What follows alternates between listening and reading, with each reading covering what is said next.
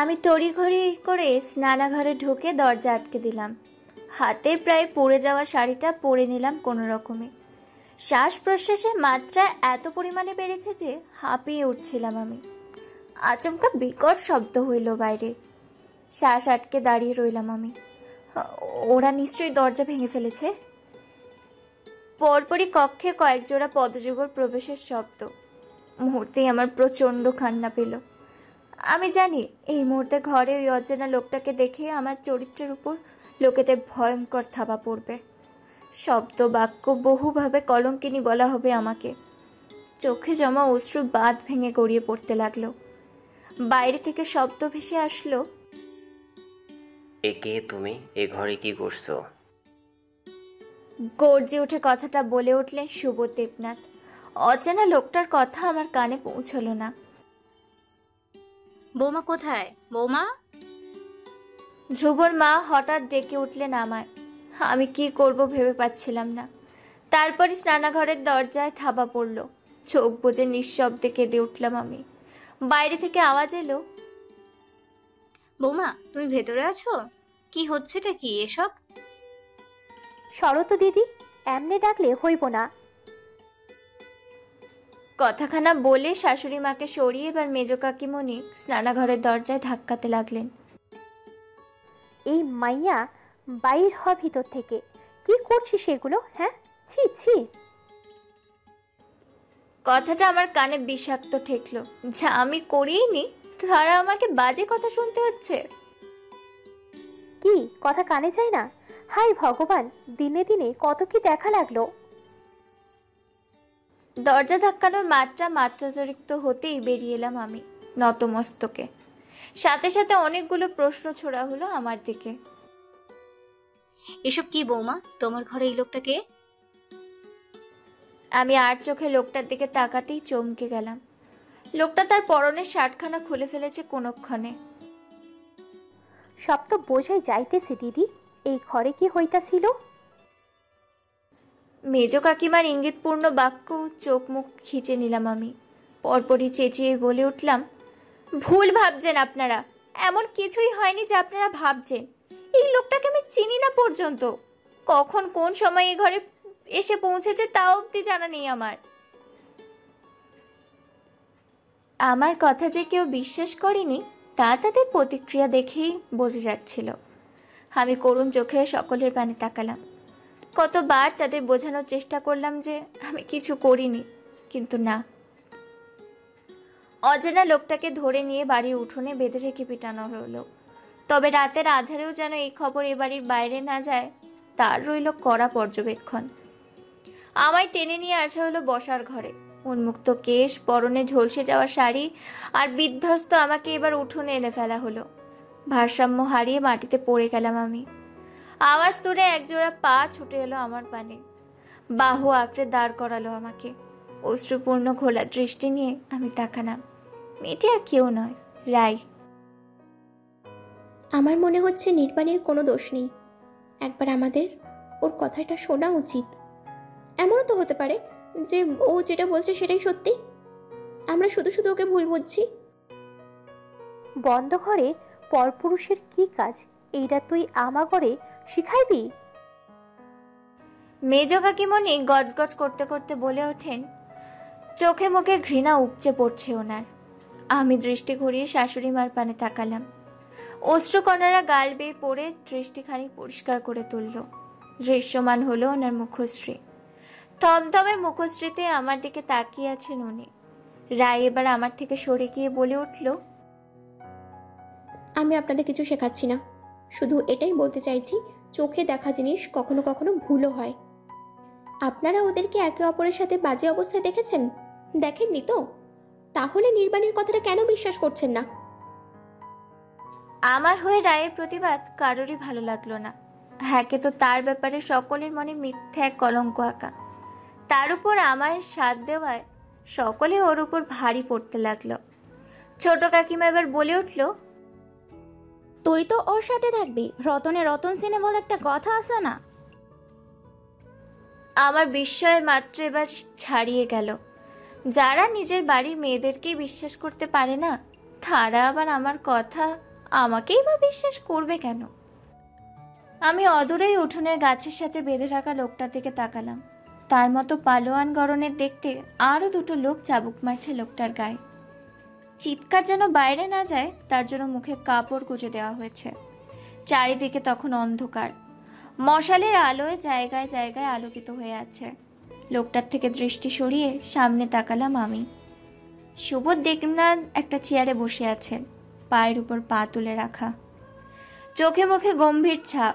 পাশেই শুভ দাঁড়িয়ে আছে, বুকে হাত গোজে। আবছা আলোয় তার চশমার আড়ালে থাকা চোখের অভিব্যক্তি ঠাউর করতে পারলাম না আমি।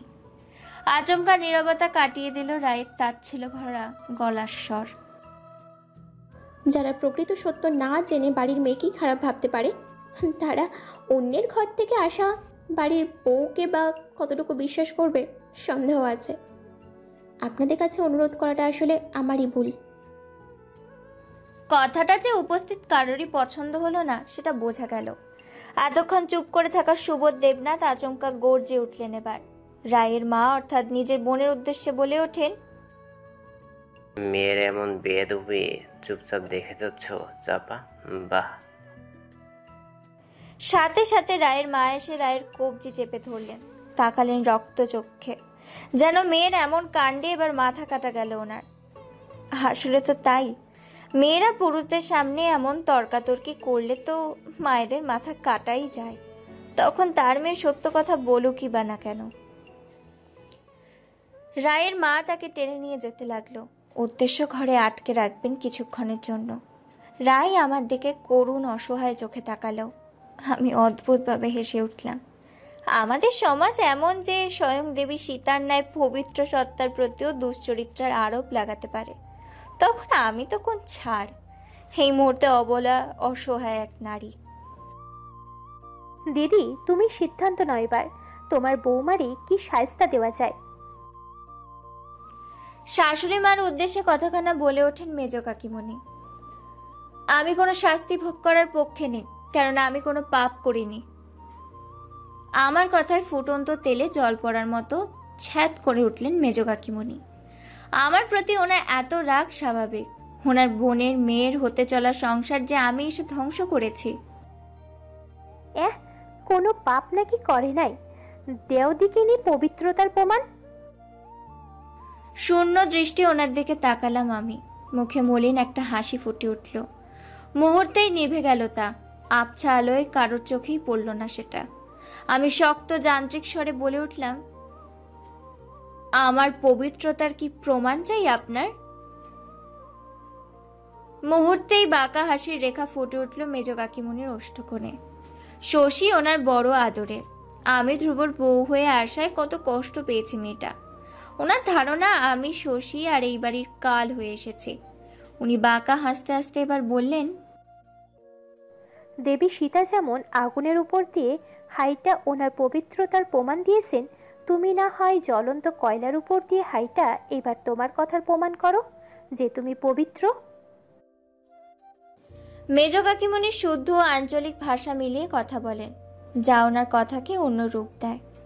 আমি ওনার মুখনিসৃত প্রস্তাব শুনে স্তব্ধ হয়ে গেলাম। পরক্ষণেই সামনে নিলাম নিজেকে। যদি এটা করবার পারো তবে আমরা মাইনা নিব তুমি যা বলছো একদম ঠিক। ওনার থেকে দৃষ্টি সরিয়ে আমি এবার ধ্রুবর মায়ের দিকে তাকালাম। ওনার নির্বাক রূপ অবাক করলো আমাকে। এখনো অব্দি উনি না আমার পক্ষে কোনো কথা বলেছেন না বিরুদ্ধে। আমি তাকিয়ে থাকতেই চট করে দৃষ্টি সরিয়ে নিলেন উনি। ওনার মনে আমার জন্য কিরূপ ধারণা তৈরি হয়েছে আমার জানা নেই। এই হরিশ, জলদি জ্বলন্ত কয়লা আয়না উঠোনে বিছাইয়া দে। আমার মৌনতাকে সম্মতির লক্ষণ ধরে নিয়ে এই আদেশ ছুড়লেন মেজ কাকিমা। আমি নিষ্প্রভ চোখে তাকিয়ে রইলাম কোনো রকম, মাটির দিকে দৃষ্টি স্থির করে। সকলে দাঁড়িয়ে দাঁড়িয়ে মুহূর্তটা উপভোগ করছিল। সময় যেতেই আমার অক্ষিপটে শক্ত মাটির বদলে জ্বলন্ত কয়লায় ভেসে উঠল। 3 হাত পরিমাণ জায়গা নিয়ে বিছানো হয়েছে সেগুলো। আচমকা আমি দুর্বল অনুভব করতে লাগলাম। মাথাটা ঘুরে উঠল কেমন করে।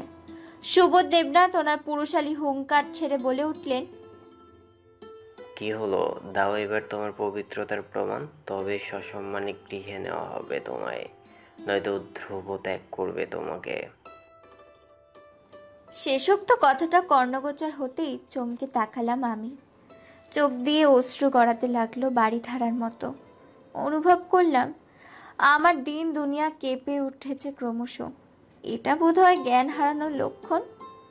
আমার জানা নেই আমি কখনো জ্ঞান হারাইনি। তখন আমার চোখে অশ্রুর পাতধার। আমার উপর সামনে দাঁড়ানো মানুষগুলো তীর্যক দৃষ্টি। হঠাৎ চেনা পুরুষালী কণ্ঠ এসে বাড়ি খেলো কর্ণকুহরে। চট করে পিছন ফিরে তাকালাম আমি। অশ্রুতে পূর্ণ দৃষ্টি দেখতে দিল না ভালো করে। সমস্ত কিছু ঘোলা ঠেকছে। চোখে জমে থাকা অশ্রুকণা গালে পতিত হতেই চেনা সেই মুখশ্রী ভেসে উঠল। মুখ দিয়ে তার নাম উচ্চারণ করতে গিয়ে টের পেলাম আমি নিজের ভারসাম্য হারাচ্ছি। একেবারে জ্ঞান হারানোর আগে অনুভব করলাম শক্তপোক্ত একটা হাত আঁকড়ে ধরেছে আমায়। চোখে মুখে প্রচন্ড বেগে জল ছিটায় আমার জ্ঞান ফিরল। পিটপিট করে তাকালাম আমি। অক্ষিপটে ভেসে উঠল অতি কাঙ্ক্ষিত মুখখানা। ধ্রুব আমাকে নিজের বাহুতে আগলে নিয়ে আছেন। চোখে মুখে বিশাল কৌতূহল। আমার চোখ আবার ভিজে উঠল অশ্রুতে। আমি সব হুঁশ হারিয়ে সকলের সম্মুখেই জড়িয়ে ধরলাম ওনাকে। সাথে সাথে বয়স্কদের মুখে হাত। আমি ওনাকে জড়িয়ে ধরছি খুব জোর করে, যেন হাতের বাঁধন একটু ঢিল হলেই হারিয়ে যাবেন উনি। ধ্রুব আমার পিঠে হাত রেখে সকলের দিকে তাকালেন একবার, তারপর তাকালেন মাটিতে থাকা জ্বলন্ত কয়লার দিকে। রক্তাভ বর্ণ ধারণ করে জ্বলতে থাকা কয়লার প্রতিবিম্ব ভেসে উঠল না চোখের গাঢ় কালো মণিতে। আমি কোনো পাপ করিনি, বিশ্বাস করুন, আমি কোনো পাপ করিনি। কথাটা বলতে বলতে হাউমাউ করে কেঁদে উঠলাম আমি, যার দরুন কথাগুলো ভেঙে ভেঙে আসতে লাগলো। উনি আমাকে সেভাবেই আগলে শুভ দেবনাথের নিকট কি হচ্ছে তা জানতে চাইলেন। উনি পুরো ঘটনা বলতেই আমি আবারও বলে উঠলাম, আমাকে বিশ্বাস করুন।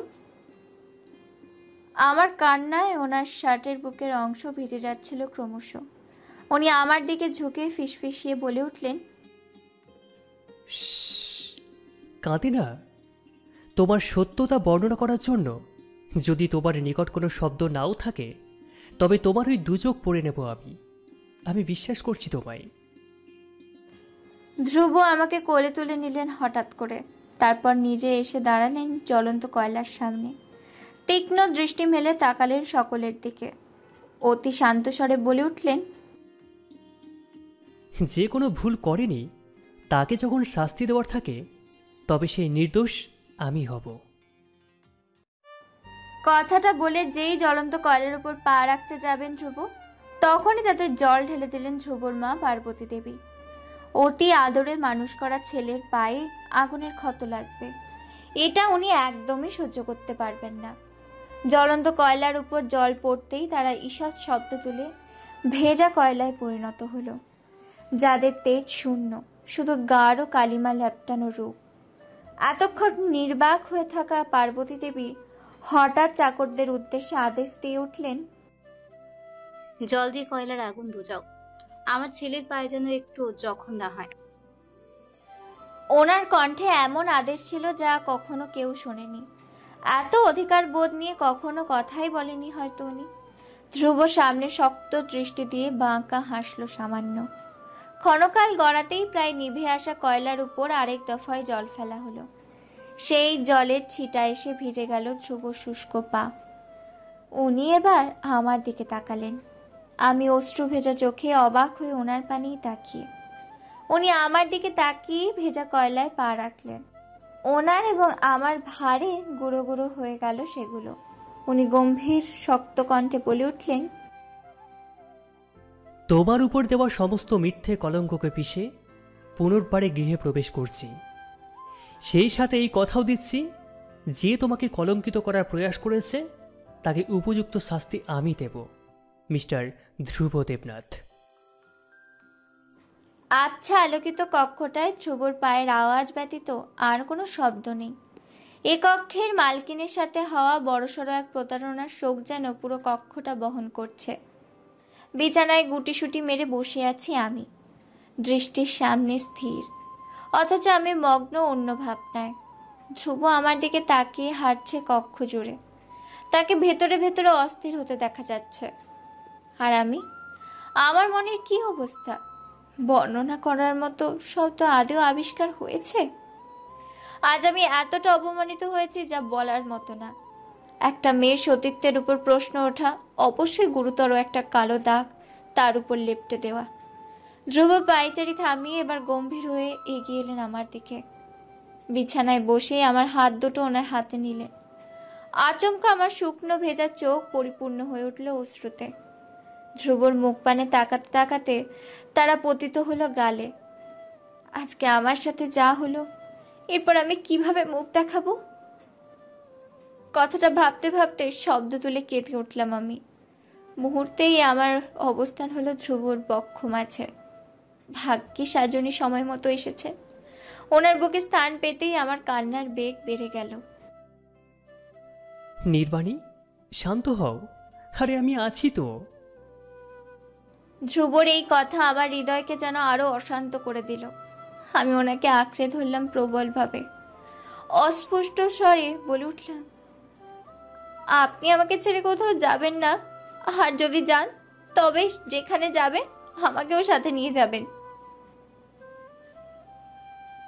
আমি বোধহয় এতটা পাগলামি কখনো করিনি। আমার কথার বিপরীতে আমার পিঠে ওনার আলতো স্পর্শ বিদ্যমান রইল। কিছু সময় পেরোতেই আমার কান্নার বেগ কমে এলো। আমি তখন ওনার বুকে ছোট বাচ্চার মতো গুটিসুটি মেরে আছি। আমার শক্ত আলিঙ্গনে বোধহয় উনি মনে মনে হাসলেন।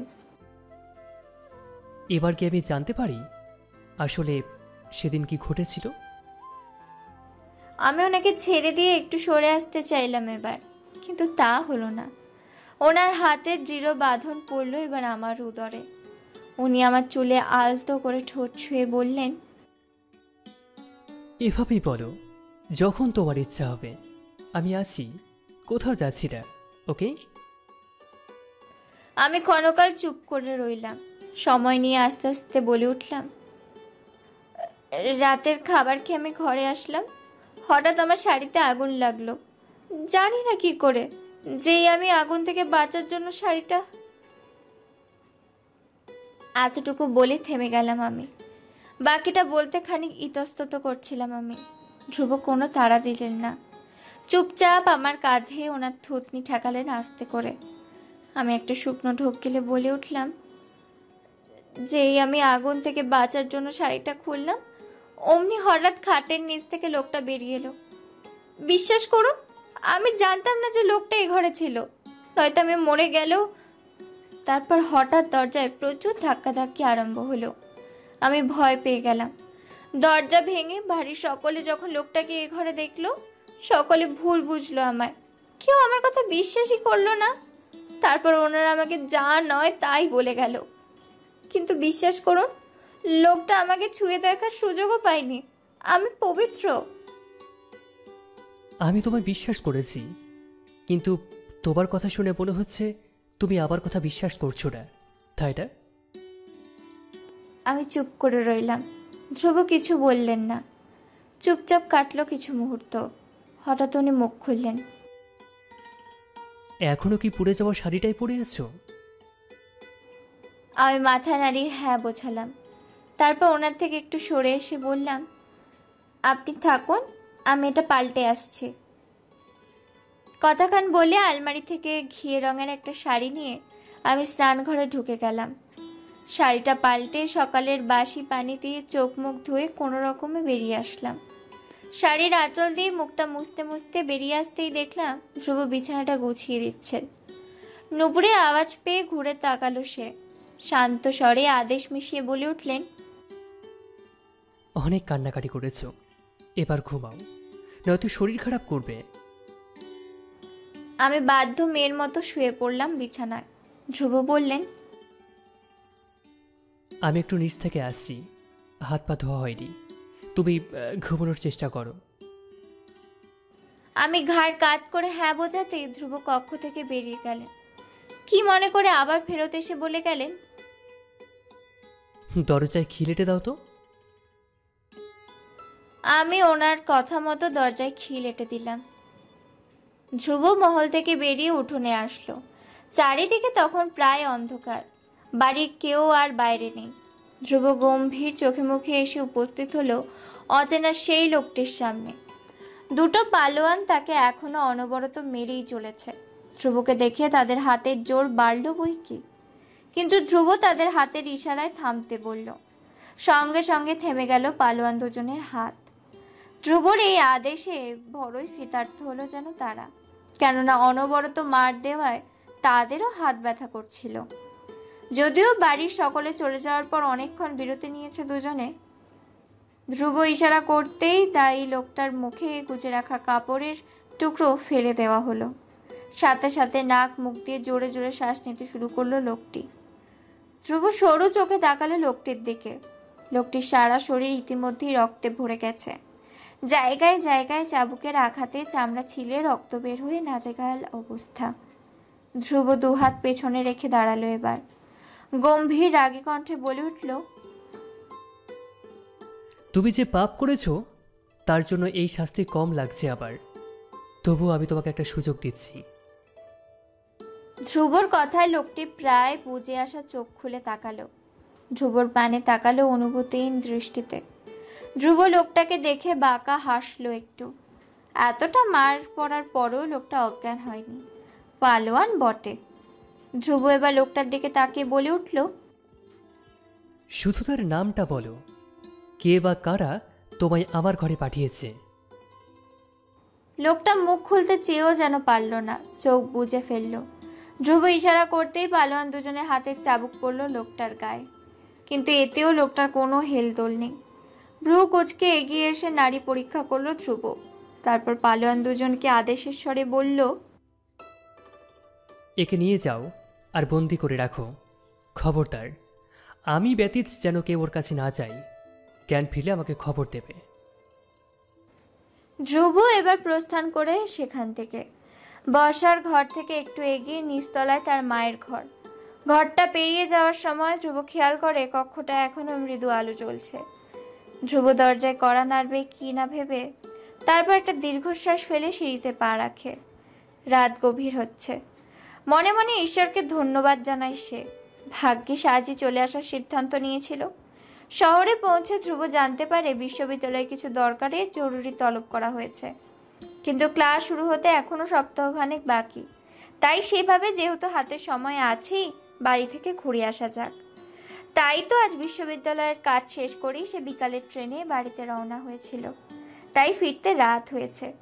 বাড়িতেও কিছু জানানো হয়নি, কিন্তু বাড়িতে পৌঁছে যে এভাবে চমকিত হবে তা কল্পনার বাইরে ছিল। কথাগুলো ভাবতে ভাবতে ধ্রুব 3 তলার শেষ কক্ষ অর্থাৎ নিজের কক্ষটার সামনে এসে পৌঁছয়। দরজায় কড়া নেড়ে ডেকে ওঠে, নির্বাড়ি, ঘুমিয়ে পড়েছ? দরজা খোলো। কিছুক্ষণ পরেই দরজা খুলে দেই আমি। উনি ভেতরে প্রবেশ করে দরজায় খিল দিতে দিতে জিজ্ঞেস করেন, ঘুমাওনি? একটা গোপন দীর্ঘশ্বাস ফেলে আমি বলে উঠি, না, ঘুম আসছে না। কথাখান বলে আমি ফের বিছানায় এসে শুয়ে পড়ি। ধ্রুব টেবিলের সামনে এসে হাত থেকে ঘড়িটা খুলে রেখে দেয়। আজকে উনি যে হাতে ঘড়ি পরেছিলেন খেয়ালই করা হয়নি। আমি শুয়ে শুয়ে ওনাকে দেখতে লাগলাম। চোখ মুখ বেশ গম্ভীর লাগছে। হঠাৎ করেই পরনের সাদা শার্টে সুদর্শনও লাগছে বটে। চোখা নাকটা হারিকেনের সোনালি আলোয় সোনালি ঠেকছে। আমি তাকিয়ে থাকতে থাকতে কখন ঘুমিয়ে পড়লাম জানা নেই। ভোরবেলা পাখিদের কিচিরমিচির আওয়াজে ঘুমে ব্যাঘাত ঘটল আমার। নড়ে চড়ে ফের শুয়ে গিয়ে টের পেলাম আমার দেহের সাথে কিছু একটা আষ্টে পৃষ্ঠে আছে। মুহূর্তে চোখের সমস্ত ঘুম উধাও। চট করে চোখ মেলে তাকালাম আমি। অনুভব করলাম পেটে কারোর গাঢ় স্পর্শ। ধীরে ধীরে পেটের দিকে তাকাতেই চেনা বলিষ্ঠ হাতখানা ভেসে উঠল চোখের পাতায়। মুহূর্তে সমস্ত লজ্জা এসে ভর করল আমার মনে। হাঁসফাঁস করে উঠলাম আমি। আমার অতিরিক্ত নড়াচড়ায় ওনার ঘুমে ব্যাঘাত ঘটল। এবার উনি আমার ঘাড়ে মুখ গুজে দিলেন। জমে গেলাম আমি। মুহূর্তেই আমার নড়াচড়া থেমে গেল। স্তব্ধ হয়ে গেলাম আমি। কালকে আমার মানসিক প্রতিকূল অবস্থায় উনি আমার খুব কাছে আসলেও আমার কিছু মনে হয়নি, কিন্তু এখন এই ঘনিষ্ঠতা কাঁটা দিয়ে উঠছে আমার সর্বাঙ্গে। আমি নীরবে সরে আসার চেষ্টা করলাম। এবার পেটের কাছে ওনার হাতের বাঁধন আরও দৃঢ় হলো। উনি তখনও ঘুমে মগ্ন। আমার মাথা ঝিমঝিম করতে লাগলো। হঠাৎ উনি আমাকে ছেড়ে দিয়ে ওপাশ ফিরে ঘুমালেন। আমি হাঁফ ছেড়ে বাঁচলাম। আর একটু হলেই তো দম আটকে যেত আমার। আমি ছাড়া পেয়ে বিছানা ছেড়ে স্নানাঘরে গিয়ে হাত মুখ ধুয়ে এলাম। ধ্রুব তখনও ঘুমে। আমি ওনার দিকে তাকিয়ে স্মিত হেসে চুলে চিরুনি চালাতে লাগলাম। ওনার ঘুমন্ত চেহারাটা সবচেয়ে আকর্ষণীয়। শক্তপোক্ত গম্ভীর মুখে থাকা মুখশ্রী কেমন স্নিগ্ধ নিষ্পাপ হয়ে ওঠে। আমার কোমর সমান কোকড়া চুল আঁচড়াতেই আমার অবস্থা খারাপ হয়ে যাচ্ছিল। একে তো চুলে তেল দেওয়া হচ্ছে না ভালো মতো, তার উপর আমার দ্বারা চুলের যত্ন হয় না। আমি বেশ সময় নিয়ে চুল আঁচড়ালাম। হাতের শাখা পলার শব্দ তুলে উঠল, বিশৃঙ্খল এক ছন্দ। এতে বোধ হয় ধ্রুবর ঘুমের ব্যাপক ব্যাঘাত ঘটল। ধীরে ধীরে চোখ মেলে তাকালেন উনি। আমার খেয়াল সরে এসেছিল ওনার থেকে, তাই হঠাৎ করে ওনার বলা কথাটাই চমকে উঠলাম আমি। এত সুন্দর চুলের এ হাল কি করে করলে? দুঃখে দুঃখে মুখ করে তাকালাম আমি। মিহি কণ্ঠে আস্তে আস্তে বললাম, আমার দ্বারা এত বড় চুলের যত্ন হয় না। উনি শুনলেন কিনা বুঝলাম না। বিছানা ছেড়ে উঠে স্নানাঘরে গেলেন উনি। উনি হাত মুখ ধুয়ে বের হতে হতে আমি চুলে খোপা করে নিয়েছি। শীতেতে যখন সিঁদুর পড়ছি তখন উনি এসে দাঁড়ালেন আমার পেছনে। শুভ্র শার্ট পরিহিত যুবকটি ভেসে উঠল দর্পণে। আমি দৃষ্টি নামিয়ে নিলাম। হঠাৎ দরজায় কড়া পড়ল। সকাল সকাল এ ঘরের দরজায় কড়া পড়তেই থাকে। ধ্রুব একটা ক্ষুদ্র শ্বাস ফেলে দরজার দিকে এগোয়। দরজা খুলে দিতেই মেইলি একটা কণ্ঠস্বর কানে এসে ঠেকে। কালকে রাতে নাকি এ বাড়িতে কি হয়েছে? কণ্ঠস্বরটা আমার চেনা। মুহূর্তেই আমার চোখে মুখে লাজুক ভাব উবে গিয়ে এখন গম্ভীর হয়ে উঠলাম আমি। ধ্রুব তখন সেভাবেই দরজার সামনে দাঁড়িয়ে শশীর দিকে তাকিয়ে ভ্রুকুচকে সে বলে উঠল, সেটা তুমি কি করে জানলে? ইতস্তত করে উঠল শশী। শাড়ির আঁচল হাতে পেঁচিয়ে এদিক ওদিক তাকালেন। ধ্রুবর চোখের দৃষ্টি সরু হয়ে এলো হঠাৎ। তখনই শশী চট করে বলে উঠল, এখানে আসার পর মাসিমা বললেন। ধ্রুবর কুঁচকে থাকা ভ্রুযুগল স্বাভাবিক হলো এবার। সে দরজা থেকে সরে আসলো, কিন্তু শশী তখনও দরজায় আটকে দাঁড়িয়ে আছে। মৃদুস্বরে সে ধ্রুবর দিকে তাকিয়ে বলে উঠল, আমি কি নির্বাণীর সাথে দেখা করতে পারি? বেচারির জন্য খুব খারাপ লাগছে আমার। কণ্ঠে মিথ্যে দুঃখ মিশিয়ে কথাটা বললেন শশী। ধ্রুব বলে উঠল, আসো। আমি দাঁড়িয়ে দাঁড়িয়ে সবটাই দেখছিলাম। এই মেয়েটা এত নির্লজ্জ কেন জানি না। আমার মন বলছে কাল যা হলো তার পিছনে 100 ভাগ শশীর হাত আছে। বউ ভাতের দিন আমাকে তার হুমকি দেওয়া আর ছাদেও আমাকে বলা কথাগুলো আমার সন্দেহের তীর শশীর দিকেই নিক্ষেপ করলো। কিন্তু এই সত্যতা আমি কিভাবে যাচাই করব? আমার ভাবনার মাঝেই শশী এসে আমার সামনে দাঁড়ালো। পরনে লাল খয়েরি শাড়ি, বাহুতে প্রতিদিনকার ন্যায় সোনার বাজু আর মুখে বিস্তর হাসি। আমি থমথমে মুখশ্রীতে তাকিয়ে রইলাম তার দিকে। চোখ ভর্তি গাঢ় কাজল, ঠোঁটেও কৃত্রিম প্রসাধনীর ছোঁয়া, লম্বা চুলগুলো ছেড়ে রাখা। শশীর এই অতিরিক্ত সাজের যে কি কারণ সেটা বুঝতেই রাগ হতে লাগলো আমার। মনে মনে হাসিও পেল। বোকা মেয়ে, মন থেকে যে পুরুষ ভালোবাসে সে তো হাত তার সৌন্দর্যে মুগ্ধ হয়। তার কাছে বাহ্যিক সৌন্দর্য ফিকে পড়ে যায়, বিশেষত পরনারীর। ইস, তোমার জন্য আমি খুব দুঃখ পেয়েছি নির্বাণী। না জানি বদ্ধ ঘরে লোকটা তোমায় একা পেয়ে কি না কি করেছে। শশীর ইঙ্গিতপূর্ণ কথায় চোখ বড় বড় হয়ে গেল আমার। শাকচুন্নি কোথাকার! মুহূর্তে খেপে গেলাম আমি। আমার মনে জমে থাকা সমস্ত রাগ আগ্নেয়গিরির ন্যায় বিস্ফোরিত হলো। আঙুল তুলে শাসিয়ে উঠলাম আমি। খবরদার, আমার ব্যাপারে একটা অপশব্দও বলবে না আপনি। আপনি যে এখানে আমার দুঃখে দুঃখী হতে আসেননি সেটা বেশ ভালো করেই জানি আমি। মজা নিতে এসেছেন তাই তো? বিদূষক ডেকে দিই, মন ভরে লজ্জা নিন। তবুও আমার ব্যাপারে কোনো আজে বাজে কথা বলবেন না। শেষোক্ত কথাটা অনেকটাই চেঁচিয়ে বললাম আমি। ধ্রুব অদূরেই দাঁড়িয়ে আমার দিকে ভ্রুকুচকে তাকিয়ে। আমার এমন আচরণের কারণ ঠিক ওনার বোধগম্য হচ্ছে না। আমি ওনার থেকে দৃষ্টি সরিয়ে এবার শশীর দিকে তাকালাম। তার চোখ টলমল করছে জলে। আশ্চর্য ব্যাপার, এই টলমল করা অশ্রুপূর্ণ চোখেই যে সে ধ্রুবর বানে তাকাতো। ভিজে গেল তার শুষ্ক কপল। আমি তখন রাগে ফুঁসছি। সে ধ্রুবর দিকে তাকিয়ে এটাই বোঝাতে চাইছে যে আমি তার সাথে বড়ই খারাপ আচরণ করেছি। কিন্তু ধ্রুব বুকে হাত গুজে জিজ্ঞাসা করার শশীকে বলে ওঠে, এই ঘরে সে সময় বোধহয় তুমি ছিলে না, রাইট? এমনকি কেউ ছিল না। এই ঘরে কি হয়েছে কি না হয়েছে সেটা তো তোমার জানার কথা নয়। তাহলে এমন মন্তব্য তুমি করছো কিভাবে আমার স্ত্রীর ব্যাপারে? কথাটা একটু শক্তই শোনালো। শশী আশাহত হলো। ধ্রুব ফের বলল, ওর ব্যাপারে কি বলাটাকে বেশ কয়েকবার ভেবে নেবে, কেননা আমি জানি কার কথা সত্য আর কারটা মিথ্যে। তুমি এবার আসতে পারো। ধ্রুবর কথা শুনে অবাক হয়ে আমার দিকে তাকালো শশী। আমি চোখে চোখে হেসে উঠলাম। তারপর তাকালাম সরু চোখে। শশীর চোখে ভয় ছিল প্রচণ্ড। ধ্রুব নামক সুপুরুষের কোথাও তার অস্তিত্ব নেই, এই কথাটা মেনে নেওয়ারই ভয়।